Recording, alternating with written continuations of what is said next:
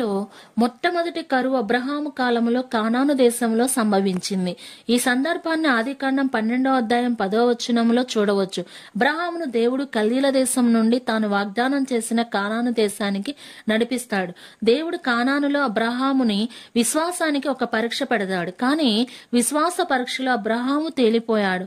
సృష్టి ఆరంభం నుండి ఎన్నడూ లేని కరువు కానానులో సంభవించింది. అది భారమైంది. ఎంత భారము అనంటే ఆ దేశంలో నివసించలేని అటువంటి భారమైంది. అప్పుడు అబ్రహాము దేవునిపై ఆధారపడకుండా, దేవుని సహాయాన్ని తీసుకోకుండా, దేవుని పక్కన పెట్టి సొంత నిర్ణయం తీసుకొని ఐగుప్తికి వెళ్లి ఇబ్బందులు కొని తెచ్చుకున్నాడు. సంతోషాన్ని కోల్పోయాడు. అన్నీ ఉన్నా ఒంటరివాడయ్యాడు. తనలో భయం ఆవరించింది. తనకున్న భయముతో తన భార్యను చెల్లి అని చెప్పే పరిస్థితి వచ్చింది. తాను చెప్పిన అబద్ధాన్ని బట్టి అవమానం ఎదురైంది. రాజును సైతం ఇబ్బందులకు గురి చేశాడు. మనం ఎప్పుడైతే దేవుని దూరం అవుతామో భయం మనకు దగ్గర.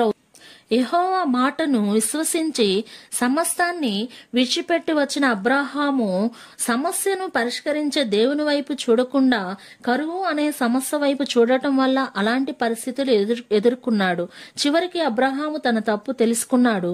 దేవుని వైపు తిరిగాడు. ఆయన సహాయాన్ని కోరాడు. వాగ్దానాన్ని స్వతంత్రించుకున్నాడు. విశ్వాసులకు తండ్రిగా నిలిచాడు. దేవుని చిత్తం కాకుండా మనం తీసుకునే నిర్ణయము మనకు భయాన్ని పుట్టిస్తాయి, ఇబ్బందులకు గురి చేస్తాయి, నష్టాన్ని కష్టాన్ని కలుగు చేస్తాయి, మన జీవితంలో సంతోషాన్ని సమాధానం లేకుండా చేస్తాయి.